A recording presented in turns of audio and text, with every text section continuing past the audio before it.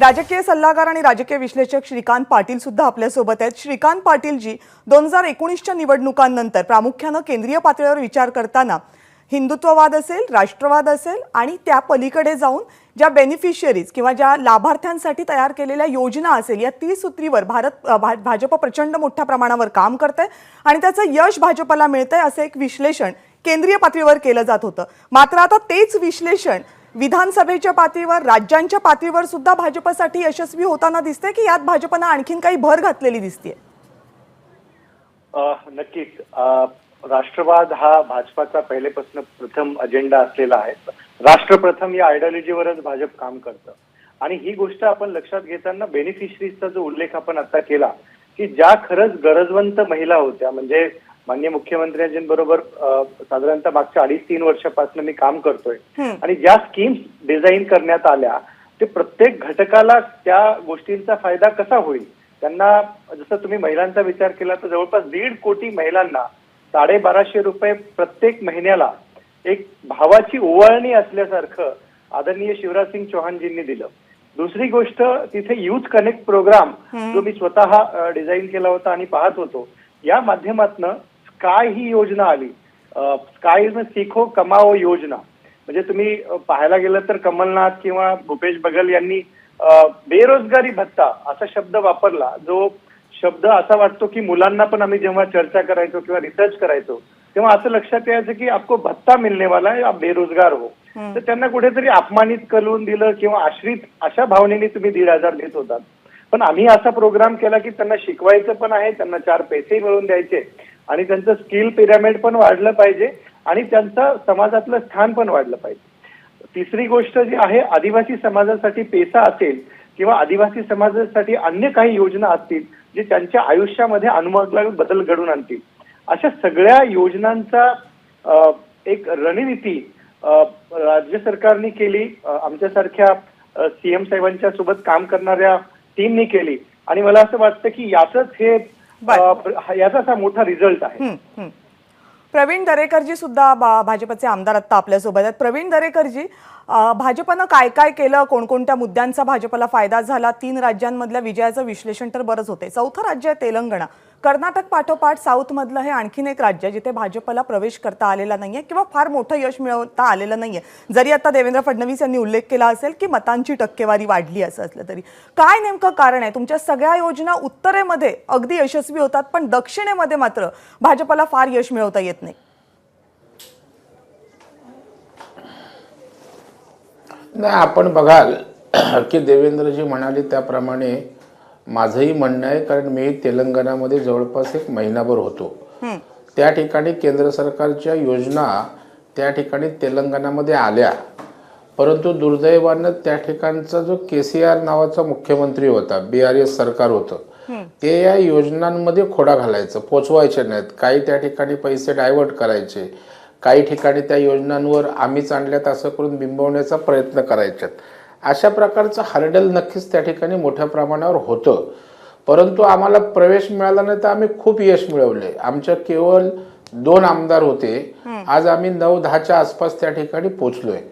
मतांची टक्केवारी त्या ठिकाणी वाढलेली आहे।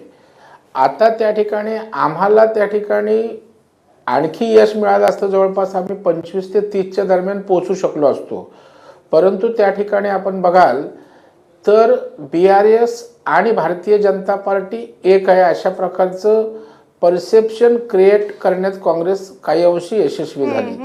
नंतरच्या काळामध्ये त्या ठिकाणी मोदी साहेबांनी केसीआरवर टीका केल्या, बीआरएसवर केल्या, त्या ठिकाणी अमित भाईंनी सांगितलं आम्ही सोडणार नाही।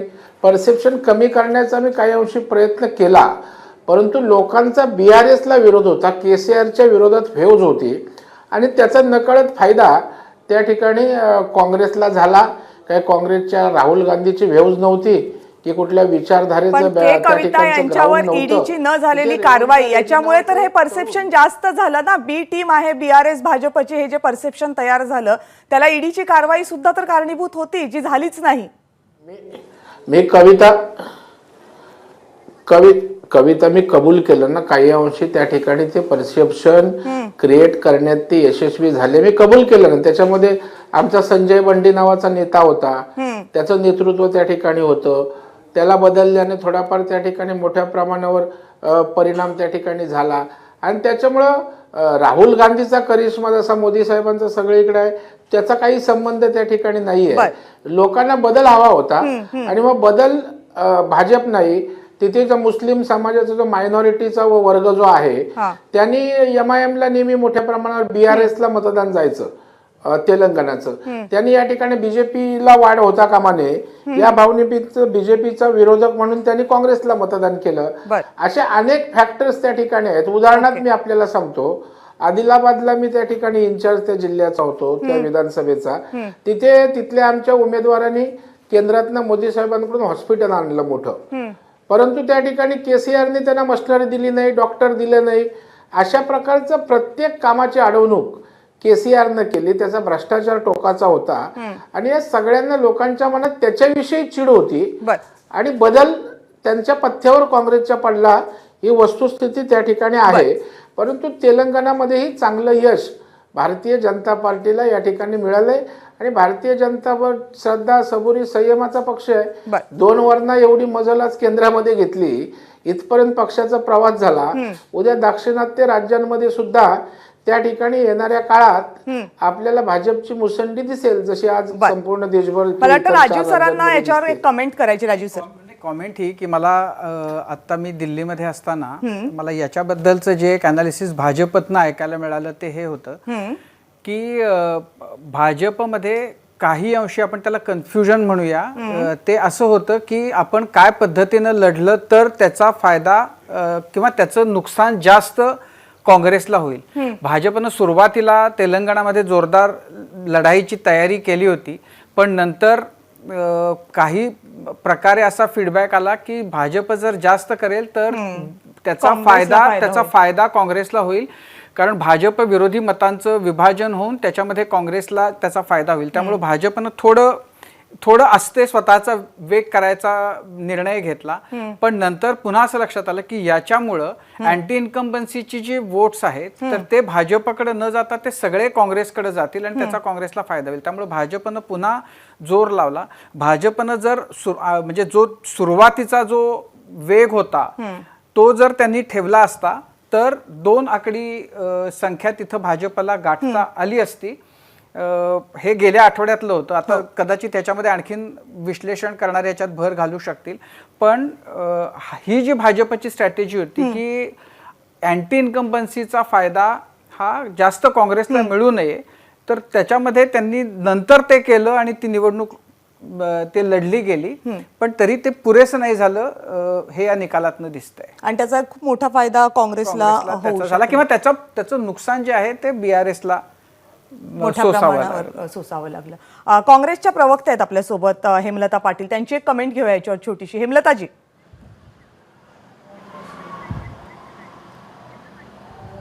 आता जे सांगितलं तर KCR ही भाजपची बी टीम आहे, OBC ही भाजपची बी टीम आहे, हे स्पष्टच आहे. आणि त्यामुळे तेलंगणा हे होमटाऊन असून सुद्धा त्या ठिकाणी 9 जागा OBC लढतात आणि बाकी ठिकाणी उत्तर प्रदेशमध्ये जाताना 200-200 जागा लढायची तयारी करतात. आणि तिथल्या लोकांच्या मनामध्ये हे होतंच की KCR ही भाजपची बी टीम आहे, त्यामुळे लोकांनी KCRनाही रिजेक्ट केलं आणि ती सगळी मतं काँग्रेसकडे आली. ज्या पद्धतीने महाराष्ट्रामध्ये एक नॅशनल लीडर म्हणून KCRना प्रोजेक्ट करण्याचं काम केलं, त्यामागे भारतीय जनता पक्षाचा फार मोठा हात होता, हे मी अगदी जबाबदारीने सांगेन. म्हणजे कुठलंही रेडिओचं चॅनल लावलं तर पहिली KCRची बातमी किंवा मुलाखत किंवा ऍड यायची. आणि त्या पद्धतीने महाराष्ट्रातला जो शेतकरी वर्ग भारतीय जनता पक्षावर नाराज आहे तो KCRच्या माध्यमातून ती मतं डायव्हर्ट होतील असा भाजपचा प्लॅन होता, पण तो तेलंगणामध्ये यशस्वी झाला नाही. दुसरं, तेलंगणामध्ये आमचे जे नेते होते माणिकराव ठाकरे यांच्याकडे प्रभारी पदाचा चार्ज दिल्यानंतर गेले 10 महिने ते त्या ठिकाणी राहिले. तिथली अंतर्गत गटबाजी असेल, एकमेकांमधला विरोध असेल, एकमेकांमधला मतभेद असेल, तो दूर करण्यामध्ये त्यांना यश मिळालं आणि एक संघपणे तेलंगणामधली निवडणूक लढली गेली. आमचे रेवंत रेड्डी असतील, त्यांनी जी मेहनत केली त्या सगळ्याचा परिणाम स्वरूप तेलंगणामध्ये आम्हाला यश मिळालं. हे मान्य केलं पाहिजे की जून महिन्यामध्ये मला माणिकराव ठाकरे भेटले होते, जेव्हा त्यांनी सांगितलं की आम्ही ते कॉन्फिडंट होते आणि त्यांनी सांगितलं होतं की आम्ही तेलंगणा जिंकतोय, ज्यावर विश्वास ठेवणं त्यावेळेला अत्यंत कठीण होतं. पण त्यांनी ते रेवंत रेड्डींच्या नेतृत्वाबद्दल खूप भरभरून बोलले. केसीआरच्या प्रशासन कसं गलथान आणि भ्रष्ट आहे त्याच्याबद्दल बोलले. पण असे म्हणजे सगळेच नेते या पद्धतीने बोलतात, पण त्यांचा जो तो कॉन्फिडन्स होता तो खोटा नव्हता, हे आजच्या निकालांनी प्रूव्ह केलेलं आहे. आणि माणिकरावांचं योगदान या यशामधलं मोठा आहे. त्यांनी ही जी सगळी विस्कळीतपणा जो होता काँग्रेसमधला तो त्यांनी दूर केला, सगळी टीम एकत्र आणली आणि खूप मोठं यश काँग्रेसला त्यांनी मिळवून आणि दिलं. रेवंत रेड्डींची पण खूप मोठी साथ त्यांना मिळाली, काँग्रेसनं त्यांना चेहरा सुद्धा केला. पण अभय सर, राजू सर जसं म्हणाला की तेव्हा विश्वास ठेवणं कठीण होतं आणि त्याचं एक मोठं कारण होतं की केसीआर यांचं महाराष्ट्रामध्ये येणं, महाराष्ट्रातल्या माध्यमांमध्ये त्यांच्या असणाऱ्या जाहिराती, त्यांच्या दौऱ्यांना मिळणारा प्रतिसाद, त्यांच्या पक्षामध्ये प्रवेश करणारे महाराष्ट्रातले नेते आणि कार्यकर्ते, सगळं बघून असं वाटत होतं की हा मोठा बबल आहे, जसं तुम्ही मगाशी म्हणालात तसा. पण आता जर तो बबल फुटत असेल तेलंगणाच्या निवडणुकांच्या निमित्तानं, तर महाराष्ट्राच्या बॉर्डर जिल्हे जे आहेत, मराठवाड्यातले थोडे असतील, पश्चिम महाराष्ट्रातले असतील, त्यांच्यावर काय परिणाम होईल आता? नाही, निश्चितपणे काही वर्षापूर्वी MIM जेव्हा महाराष्ट्रात आली तेव्हा त्याचा पहिला परिणाम झाला होता तो नांदेड महापालिकेपासून सुरुवात झाली आणि नंतर मग पूर्ण मराठवाड्यामध्ये त्याचा थोडाफार परिणाम दिसला आणि नंतर वंचित बरोबर आघाडी झाल्यानंतर लोकसभा निवडणुकीमधले परिणाम पण आपण बघितलेत. मला वाटतं कविता, आणखी एक महत्वाचा मुद्दा मगाशी फडणवीस जे बोलले मतांच्या टक्केवारीबद्दल, म्हणजे भाजपाची मतांची टक्केवारी ह्या प्रमुख 3 राज्यांमध्ये निश्चितपणे वाढली आहे. परंतु त्याच वेळी आतापर्यंत आलेली जी मतांची टक्केवारी त्याप्रमाणे काँग्रेसही मागच्या वेळेसची मतं राखू नये, म्हणजे ही अतिरिक्त मतं भाजपाला मिळालेली आहेत, ती काँग्रेसची मतं ट्रान्सफर झाली आहेत किंवा ती शिफ्ट झालीत असे नाही. तर काँग्रेस आपला जनाधार आहे तो अजूनही टिकवून आहे आणि मला वाटतं की या पराभवातही जे एक सिल्वर लाईनिंग म्हणायची असेल त्याला तर ती आहे की त्यांची मतं अजूनही इंटॅक्ट आहेत. कारण साधारणतः 40% मतं मागच्या वेळेस सत्ता मिळाली होती मध्य प्रदेशची, तेवढीच मतं त्यांना आत्ताही मिळालेली आत्तापर्यंतच्या मतमोजणीत. मला वाटतं की हा एक महत्त्वाचा मुद्दा आहे. आणि दुसरं की इंडिया आघाडीतले काही घटक पक्ष वेगळे लढले. थोडंसं जर ऍड करू इच्छिले तर काँग्रेसची मतं ही गेल्या जवळपास 3-4 निवडणुकांचं बघितलं तर 30 ते 40% मध्ये ही कायम राहिलेली आहेत. वेअरएज बीजेपीची मतं ही बऱ्याच प्रमाणात वाढताना दिसतात. त्याचा कल वाढून तो या निवडणुकीमध्ये सुद्धा कायम असला, म्हणजे जरी ती काँग्रेसची शिफ्ट होत नसली तरी इतरांची मतं आपल्याकडे खेचून घेण्यात मग बीजेपी फार यशस्वी होते. निश्चितपणे त्याचा परिणाम दिसतोय. आणि दुसरं एक होतं की सुरुवातीच्या ट्रेंड्स नुसार अशी चर्चा होती की या इंडिया आघाडीमधल्या काही घटक पक्षांनी जागा लढवल्या, त्यांनी काही मतविभागणी केली, त्याच्यामुळे काँग्रेसला फटका बसला. परंतु मतांची जी टक्केवारी येते त्यानुसार काही फार मोठ्या प्रमाणात मतं त्या इंडिया आघाडीने किंवा आपने म्हणा किंवा सपाने म्हणा मध्य प्रदेशमध्ये आत्तापर्यंत घेतलेली दिसत नाहीत. म्हणजे मतविभागणीमुळे काँग्रेसला जागा कमी झाल्या असं आत्ता म्हणजे प्राथमिक जे आकडे आलेले आहेत तसं त्यावरून तरी दिसत नाही. एक निश्चितपणे की भाजपाने वेगवेगळ्या प्रकारचं सोशल इंजिनिअरिंग करून जी मतं इकडे विखुरलेली होती ती आपल्याकडे खेचण्यात निश्चितपणे यश मिळवलेलं आहे. आणखीन एक राजीव सर महत्त्वाचा मुद्दा या निवडणुकीमध्ये सगळ्याच राज्यांमध्ये दिसला, तो एक होता जातीय जनगणनेचा आणि ओबीसी मतांचा. तुमच्या मते याचा खरंच खूप मोठा परिणाम झाला, कारण भाजप त्याच्यावर खूप मोठ्या प्रमाणावर प्रयत्न करताना दिसत होती? नाही, मला असं वाटतं कविता की भाजपच्या ना सगळ्याच स्ट्रॅटेजी, म्हणजे जेव्हा यश मिळतं तेव्हा तुम्हाला त्यामध्ये खोट काढणं अवघडच होऊन जातं. आत्ता असं आहे की इलेक्शनच्या पूर्वीपर्यंत मणिपूरचा प्रश्न बोलला जात होता, बेरोजगारीचा प्रश्न, महागाईचा प्रश्न, शेतीचा प्रश्न, असे वेगवेगळे प्रश्न, आणि त्यामुळं देशामध्ये एक प्रकारची अस्वस्थता, अशांतता आहे आणि वातावरण भाजपच्या विरोधात जात आहे असं चित्र होतं. जातीय जनगणनेचा मुद्दा आला आणि आरक्षण, ओबीसी वगैरे ह्या सगळ्या मुद्द्यांना परत एकदा उकळी आणायचा प्रयत्न केला गेला. पण याच्या पलीकडचं अपील नरेंद्र मोदी यांचं आहे, ते देशभर आहे. तेलंगणामधला जो रिझल्ट आहे, आता एकीकडं म्हणजे काँग्रेसने एवढं यश मिळवले, पण रेवंत रेड्डी एका मतदारसंघामध्ये भाजपच्या उमेदवाराकडून हारले आणि तिथं तर त्या उमेदवारानं भाजपच्या दोघांनाही हरवलं, केसीआरला आणि रेवंत रेड्डी दोघांनाही हरवलं. तर याचा अर्थ असा की मोदींचं अपील हे आता ते साऊथमध्ये सुद्धा मोठ्या प्रमाणामध्ये वाढताना दिसतंय, उत्तरेकडे ते होतच.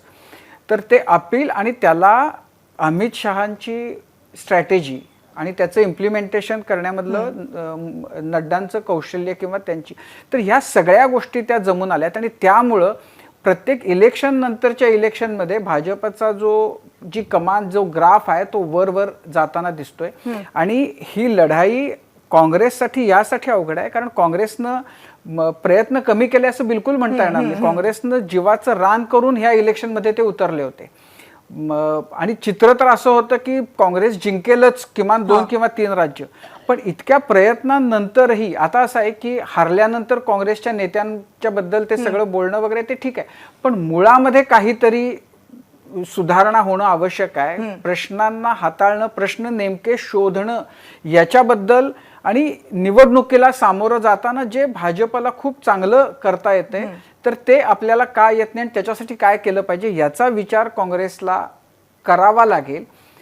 6 महिन्यामध्ये तो किती होईल माहिती नाही, आणि पण म्हणजे प्रयत्न 100% करू नये असं आपण म्हणू शकत नाही की काँग्रेसचं नेतृत्व लढलं नाही. तिथलं असं आहे का? म्हणजे रेवंत रेड्डी सारखा नवीन चेहरा तेलंगणात त्यांनी पुढे आणला आणि त्याला यश मिळालं, आणि कमलनाथ किंवा गेहलोत हे जुनेच चेहरे म्हणजे ज्यांच्याकडून जी नवीन फळी यायला पाहिजे होती ती काँग्रेसने त्या प्रमाणात पुढे आणली नाही, त्याचा फटका असू शकतो.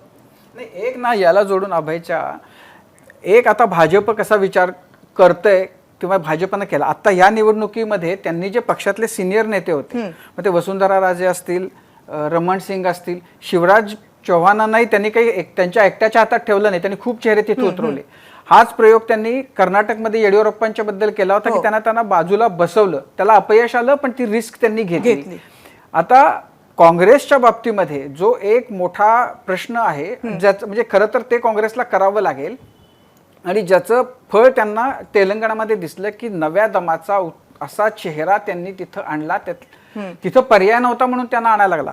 पण भाजप हे फार जाणीवपूर्वक करताना आपल्याला दिसतं की जुने नेते शेवटी ते समृद्ध अडगळ होऊन बसतात, तर त्यांना हटवताच येत नाही, तर ती वेळ येऊ न देता त्याची जी काही किंमत असेल ती मोजायची, पण नव्या दमाचं नेतृत्व पुढं आणत राहायचं आणि पक्ष तरुण ठेवायचा, पक्षामध्ये तो उत्साह ते चैतन्य सतत भरत राहायचं. हे भाजप फार सातत्यानं करते. कधी यश आलं, कधी अपयश आलं. ह्याही निवडणुकीमध्ये भाजपच्या यशाचं एक महत्त्वाचं कारण हेही आहे, म्हणजे बाकी मोदी आणि अमित शहा आणि या सगळ्यांच्या बरोबर ज्या पद्धतीनं वेगवेगळे चेहरे एका नेत्यावर, प्रस्थापित नेत्यावर जो 25-25 वर्ष त्या राज्याचं नेतृत्व करतोय तेवढ्या पुरतं न ठेवता अशी खूप वेगवेगळ्या प्रकारची एनर्जी त्यांनी पक्षामध्ये इलेक्शनमध्ये ओतली, आणि त्याचं हे यश आहे जे काँग्रेसला तेलंगणामध्ये अनुभवायला मिळालं. आणि त्याच्यामध्ये पण काय आपण ज्याला म्हणून कॉन्स्टिट्युएन्सीज विदिन कॉन्स्टिट्युएन्सी तयार करण्याची जी भाजपची स्ट्रॅटेजी आहे, मग महिलांची एक वेगळी कॉन्स्टिट्युएन्सी त्यांनी तयार केली, लाभार्थ्यांची एक वेगळी कॉन्स्टिट्युएन्सी तयार केली,